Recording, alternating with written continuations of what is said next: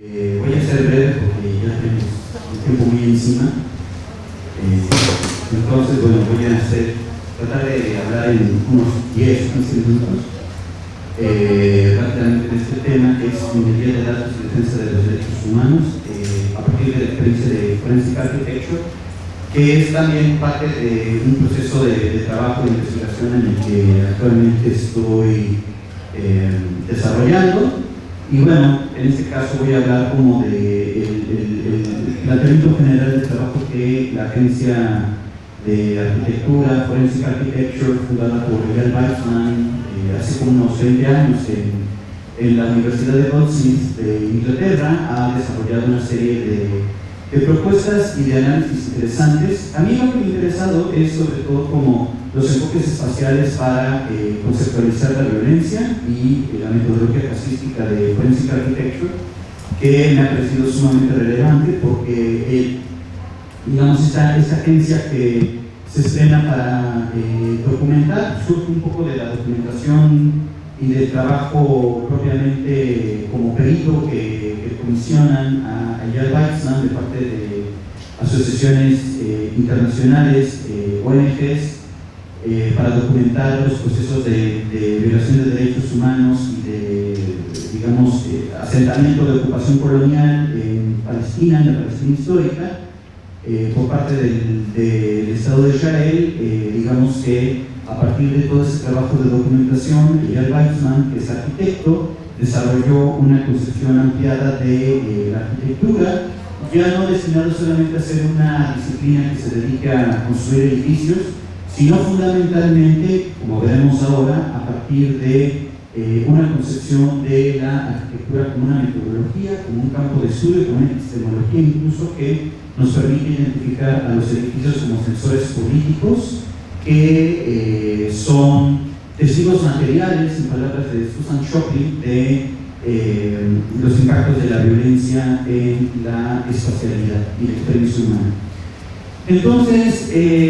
yo que estaba interesado en desarrollar un planteamiento sobre justicia forense a partir de la crisis que se vive en México, por supuesto, me acerco a los trabajos de Eyal Weizman y de Thomas Keenan, un filósofo también dedicado a los derechos humanos, que a partir del trabajo que hicieron documentando el proceso de reconocimiento de la osamenta de Mengele en Brasil, dieron con la conclusión, dos conclusiones que me parecen relevantes. La primera es que las técnicas de reconocimiento facial, de la osamenta y del macheo, ¿no? El rostro registrado en fotografías y la osamenta de Mengele son desarrollos de metodologías que fueron usados por que van a ser, digamos, la estandarización por la cual surge digamos, criterios de reconocimiento de personas desaparecidas en el Cono Sur por el equipo de antropología forense de la Argentina, específicamente, y en ese sentido, irónicamente, Mengele es el primer desaparecido, digamos, en ese sentido, ¿no? Es el caso cero, a partir del cual estas tecnologías se van a estandarizar, se van a generalizar para la búsqueda de personas víctimas de desaparición forzada en las dictaduras del Cono Sur, específicamente el caso de Argentina, pero que ha generalizado incluso a México. Y en segundo lugar, este tipo de problemáticas nos plantea la necesidad de vincular esta llamada estética de la investigación con un campo que es absolutamente externo al mundo del arte contemporáneo. Y eso es un registro importante, porque aquí la estética de la investigación no apela a una concepción de las bellas artes, ni mucho menos, sino una concepción ampliada de la sensibilidad, de la aesthesis, que tiene que ver con la percepción, pero también con el registro de la interacción entre humanos, animales no humanos y máquinas. En ese continuum posthumano es en el cual Forensic Architecture ha desarrollado gran parte de sus trabajos. Y si pudiéramos resumir de manera muy simplista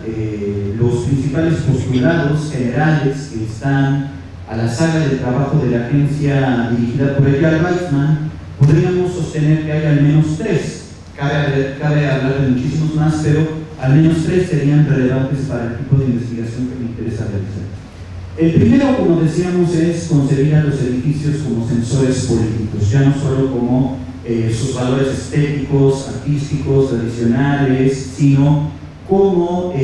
datos que nos permiten documentar desde la balística hasta, digamos, la disposición de los cuerpos impactados por drones que perforan techos, una serie de procesos que nos permiten identificar a los edificios como sensores políticos, en este continuum sensorium del que hablábamos, ¿no? En segundo lugar, un sensorium posthumano en ese sentido, ¿no? En segundo lugar, se trata de emplear los métodos del arte contemporáneo para construir evidencia en contra pericales de crímenes de lesa humanidad, lo que implica pues usar los espacios y las herramientas de las artes visuales no para crear exposiciones en un sentido artístico, sino para usar el lenguaje artístico y museográfico para construir foros en los cuales la verdad se pueda hacer pública y se pueda divulgar mucho más allá de los meros espacios de los tribunales, en los cuales también han creado carpetas de evidencias, y de otros espacios de deliberación jurídica nacionales o internacionales fundamentalmente. En ese sentido, lo forense aquí recupera la palabra, el sentido griego de forensis, que es justamente crear un foro. Ustedes recuerdan que en la antigua retórica griega clásica se distinguían tres tipos de discurso grosso modo, ¿no? El epidíctico consiste en hacer un encomio o defenestrar vicios de una ciudad, de una persona, de una entidad. El discurso forense, que es justamente el discurso que se libera ante el foro, ¿no? Y que tiene fundamentalmente la vocación de hacer visible la verdad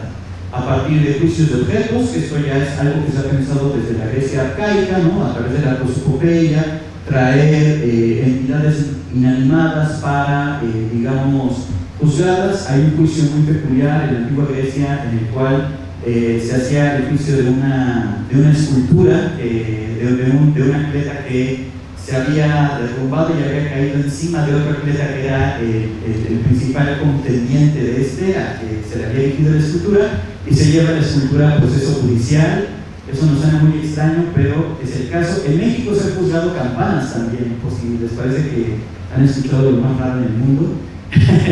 La Iglesia Católica ha llevado a juicio a campanas, así es. Entonces, digamos, como la presencia de objetos inanimados en este tipo de espacios es mucho más, tiene una data histórica mucho más amplia de la que en primera instancia podríamos llegar a creer. Y en ese sentido, ¿no? Además de crear foros, se crean metodologías en función de los casos.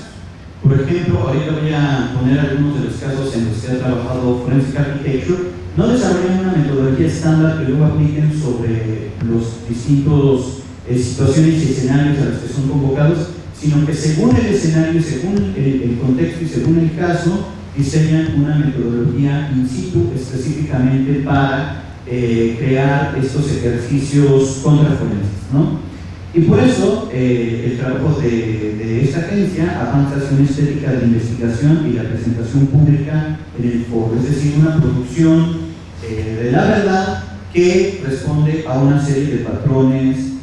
si bien propios del lenguaje de la arquitectura y de las artes visuales, con una vocación también jurídica. En ese sentido, la tesis fundamental de Forensic Architecture es: dejemos de hacer teoría crítica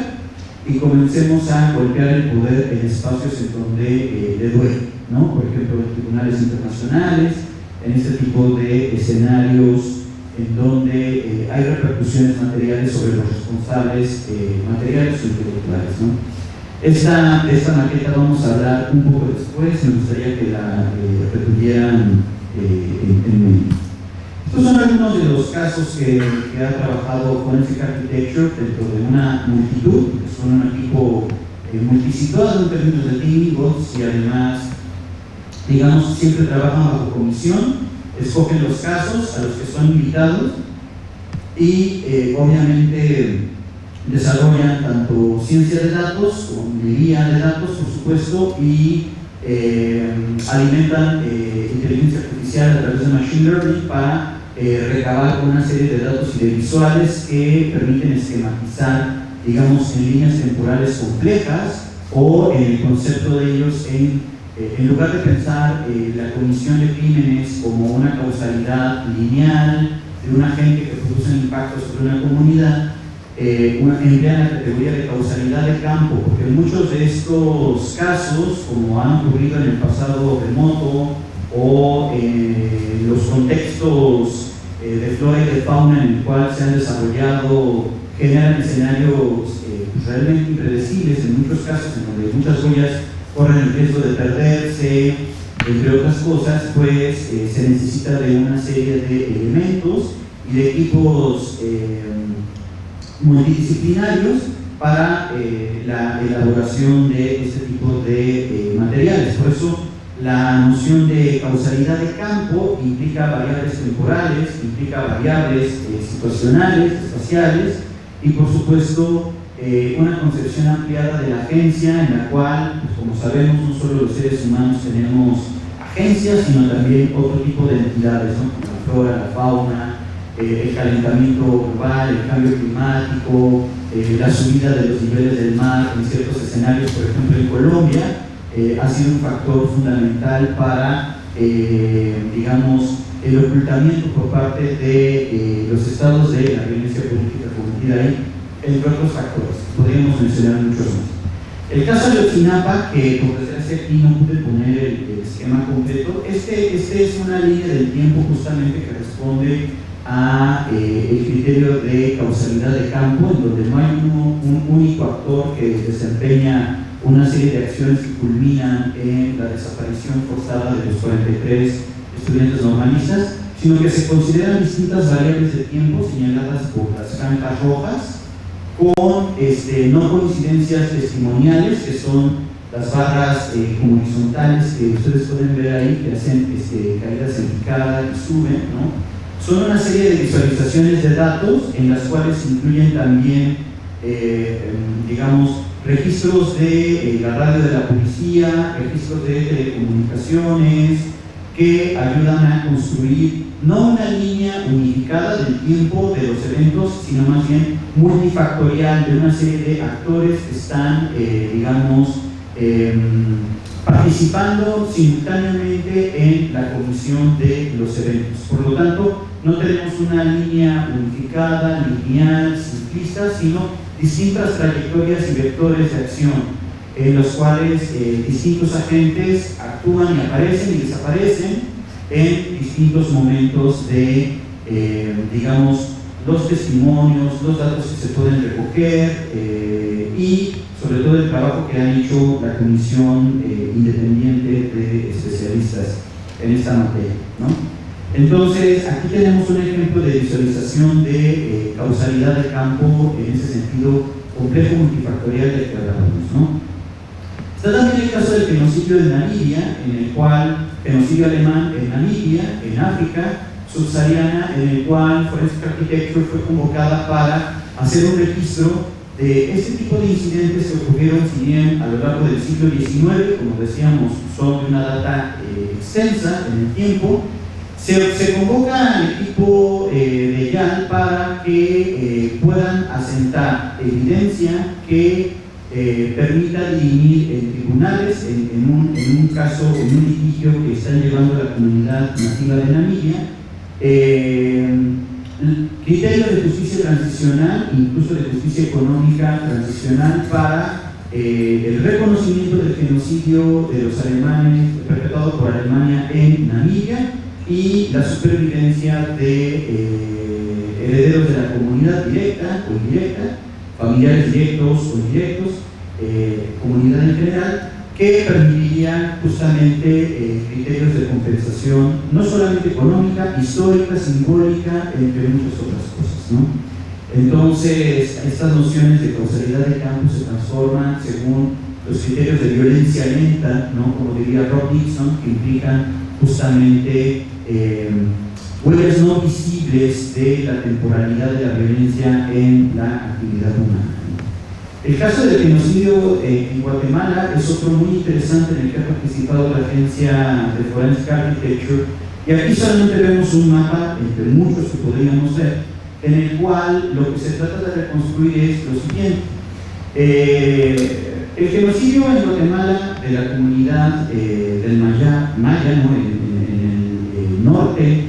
del estado guatemalteco, entre otras etnias, ¿no? Digamos, tuvo distintas etapas, ¿no? A lo largo de la dictadura de Ríos Montt, ¿no? En esa primera etapa de lo que se trataba era de documentar el desplazamiento forzado interno que la comunidad había sufrido por parte de los militares en el argumento de, digamos, buscar complicidades con las guerrillas que estaban activas en esa región rural e indígena de Guatemala. Uno de los asuntos importantes aquí es que con los años los vestigios de las viviendas de las personas que habían sido desplazadas habían sido devoradas por la fauna silvestre y por la flora silvestre. Entonces, lo que el equipo de Jack Waxman documentó fue justamente de manera indirecta, ¿no?, los patrones de crecimiento de la fauna a través de imágenes satelitales que permitían identificar precisamente las huellas del desplazamiento forzado interno de las comunidades. En ese caso, uno pensaría que lo que hay que identificar son los patrones de conducta del Estado o del Ejército, los cuales son borrados, sus archivos son eliminados, evidentemente se busca dejar la menor huella posible. Y aquí, en lugar de partir de la agencia humana para identificar los procesos de violencia, se parte más bien de la fauna y de la flora para identificar en sus patrones de crecimiento anómalos justamente las huellas de la habitabilidad de los seres humanos en la región. Entonces, aquí el factor informativo no es el archivo del Estado, no es, digamos, la crónica de las agencias humanas, sino justamente la imagen satelital del crecimiento anómalo de la floresta. Ese es el factor informativo para la creación de este tipo de documentación, que en realidad ha sido bastante persuasivo en los últimos juicios a la dictadura de Ríos Montt. Entonces, noten ustedes cómo las metodologías se adaptan en función de las distintas coyunturas y los distintos escenarios, que, como les decía, son realmente impredecibles en muchas ocasiones, ¿no? Otro caso importante es la represión en la Plaza Dignidad en Santiago de Chile, a partir de 2018-19, el famoso estallido social, en donde, como ustedes saben, los carabineros dispararon a la altura del rostro de las y los manifestantes, quienes en muchos casos perdieron un ojo por el impacto de balas de goma, ¿no?, que es, y de cañones de agua, que son en realidad armas que están prohibidas para todos los protocolos de contención de multitudes, pero que el Estado chileno de Piñera empleó, ¿no?, entre otras cosas. Entonces, todas estas líneas, toda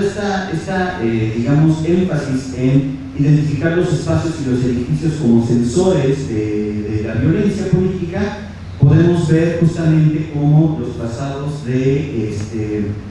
la densidad de participantes,